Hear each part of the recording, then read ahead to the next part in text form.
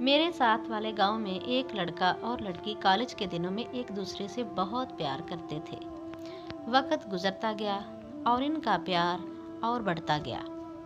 एक दिन लड़के ने लड़की के घर रिश्ता भेजा, जिसे लड़की के घर वालों ने ये कह के ठुकरा दिया कि हम किसी ऐसे लड़के को शादी नहीं दे सकते जो अच्छा काम धंधा ना करता हो।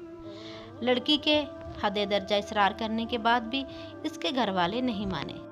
दिन गुजरते गए और लड़के और लड़की एक दूसरे के करीब से करीब होते गए। लड़की घर वालों से छुपकर घंटों बात करती रहती, आने वाले हर रिश्ते के लिए इनकार करती रही, और दूसरी तरफ लड़का इसके अलावा शायद ही किसी के लिए सोचता हुआ हो। वक्त के साथ साथ चलने वाला रिश्ता कॉलेज से मोबाइल और मोबाइल से अब रात की मुलाकातों तक पहुंच गया। कहते हैं जब लड़का और लड़की अकेले में हो तो तीसरा इनके दरमियान शैतान होता है, और ये शैतानियत थी या हवस, जो भी था इनसे वह गुनाह सरजद हो गया जो शायद हमारे माशरे में गुनाह कम और बेइज्जती ज़्यादा समझा जाता है। इनके दरमियान होने वाली हर मुलाकात के मुकम्मल फुटेज लड़का अपने मोबाइल में लड़की की रजामंदी से अपने पास रखता। एक दिन लड़के की किस्मत का फैसला हुआ और यूके में रहने वाले किसी रिश्तेदार ने इसको वहाँ के लिए वीज़ा भेजा। लड़के और लड़की दोनों की खुशी की इंतहा न रही। खैर, कुछ वादे और कस्मों के बाद लड़का चला गया।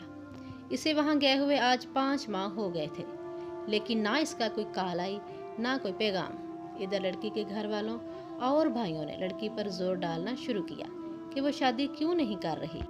आखिर ऐसी क्या वजह है कि हर रिश्ते के लिए वो इनकार करती है। लेकिन वो क्या जवाब देती कि एक ऐसे शख्स का इंतज़ार कर रही है जो इसे ख्वाब दिखाकर और अपनी हवस पूरी करके चला गया, जिसे गए हुए 5 माह होने वाले हैं, और राब्ता करना तक मुनासिब ना समझा। यहाँ तक ना पता किया कि वो किस हाल में है। घर वालों के लिए अब वो नफरत का बायस बनती जा रही थी। अब वो ज़बान की जगह अपना हाथ तक उठाने में ग्रेस नहीं करते थे। वो कई दिन भूखी रहती, लेकिन किसी को इससे कोई गर्ज नहीं थी। मैं खुद एक लड़की होने के नाते ये समझ सकती हूँ कि एक औरत कब तक जिल्लत बर्दाश्त करती। हर आने वाला दिन इसके लिए एक नई क़यामत का पैगाम लेकर आता। इसके इंतज़ार को 10 माह गुजर गए। इसके जहन में हमेशा ये बात होती, वह मुझे ऐसे नहीं छोड़ेगा। एक दिन इसके वालिद को हार्ट अटैक हुआ। इसे अस्पताल लेकर जाया गया और इस बात के सारे ताने इसे दिए गए कि इसकी वजह से ये सब कुछ हुआ है। लेकिन वो करती भी तो क्या करती।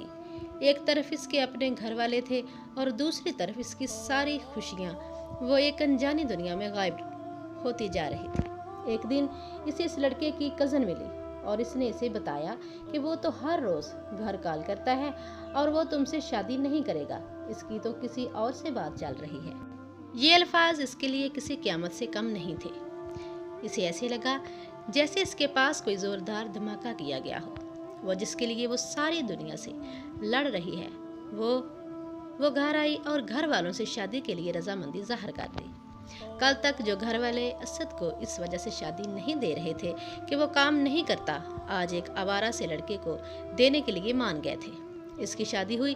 वो सोच रही थी कि आने वाला घर इसके लिए जिल्लत और मज़ीद तकलीफ होगी, लेकिन शायद खुदा का कुछ और ही मंजूर था। इसे इस घर में एक रानी की तरह रखा गया। लड़का कुछ काम काज नहीं करता था, लेकिन इसको खुश रखने के लिए हर मुमकिन कोशिश करता था। इसे किसी चीज़ की कमी ना होने देता था। वो गुजरे लम्हों को भूल चुकी थी और अब कभी इसको याद भी नहीं करना चाहती थी। शादी के 1 साल बाद ही अल्लाह ने इन्हें बेटे की नेमत से नवाज दिया और इस दिन इसकी खुशी की इंतहा न रही। लेकिन शायद मुसीबतें इसके लिए अभी ख़त्म नहीं हुई थी। एक दिन अचानक इसे एक रॉन्ग नंबर से कॉल आई कि इसने इसके साथ अच्छा नहीं किया। वो एक लम्हे के लिए चौंक गई। एक जानी पहचानी आवाज़। इसने जल्दी से फ़ोन बंद कर दिया। जी हाँ, वो असद ही था, इसकी गुजरी दुनिया का और इसकी हर तकलीफ़ का मालिक। इसने दोबारा कॉल की और इसने ये कहकर कॉल ड्रॉप की कि वो किसी को नहीं जानती।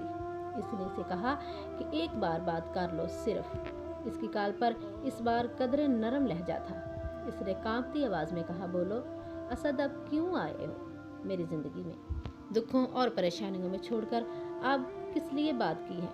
जब 2 साल तक याद नहीं आई, अब जाकर कर लो शादी, जिसके लिए वहाँ से कॉल्स करते थे और मेरे लिए 1 मिनट का टाइम नहीं था।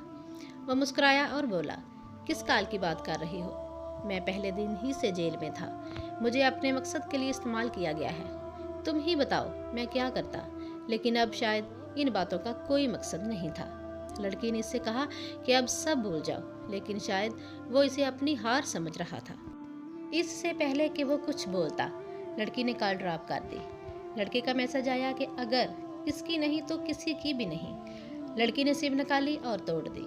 अगले कुछ ही दिन बाद लड़के ने वाकई ऐसा कर दिया। इसकी सारी तस्वीर इसने इंटरनेट पर दे दी और साथ में इसके खामद को दिखा दी। ये देखते ही इसका खामद, जो इसके लिए अपनी जान देने के लिए तैयार था, जान लेने पर आ गया। इसने इसे तलाक दे दी। इसकी जिंदगी बर्बाद हो गई। वो किसी को मुंह दिखाने के काबिल नहीं रही। वो अपने घर तो नहीं जा सकती थी। इसने अपनी एक खाला के घर का रुख किया और सारी बात बताई। इसकी किस्मत अच्छी थी कि इसके खालू नहीं थे और इसकी खाला ने इसे अपने पास रख लिया। वो वहाँ अपने बेटे के लिए तड़पती रहती और दिन रात रोती रहती। एक माँ के लिए अपनी औलाद से अलग होना कैसा होता है, ये कोई माँ ही समझ सकती है। आज 4 साल बाद मेरी शादी से कुछ दिन पहले इस लड़के की बहन की शादी थी और बारात इनके घर पर थी। और इस वक्त किसी ने दूल्हे को दुल्हन के बारे में कुछ ऐसी बात बताई कि वह बारात वापस ले जाने लगे। लड़के के घर वाले इसकी मिन्नतें करते रहे, लेकिन शायद किस्मत को कुछ और ही मंजूर था। शायद किसी की बदवा किसी और को ले डूबी और वो लड़की आज भी अपने बेटे के लिए तरस रही है। शायद किसी और का साथ ही इसके इस दुख को कम कर सकता है, लेकिन अब इससे शादी करेगा कौन? खुदा के लिए किसी की बहन की इज्जत से पहले अपनी बहन को जरूर जहन में रखिए। ऐसा ना हो कि किसी और की बदवा आपकी इज्जत भी दागदार कर दे। दोस्तों, अगर हमारी वीडियो अच्छी लगी है तो इसे लाइक कर दें और इस तरह की मज़ीद अखलाकी, सबक आमोज़ और मोरल स्टोरीज रोज़ाना देखने के लिए वीडियो के नीचे आपको सब्सक्राइब बटन नज़र आ रहा होगा। इसे प्रेस कर दें। साथ में मौजूद बेल आइकन को प्रेस करके ऑल पर क्लिक कर दें ताकि हमारी तमाम वीडियोस आप तक सबसे पहले पहुंच सके। शुक्रिया।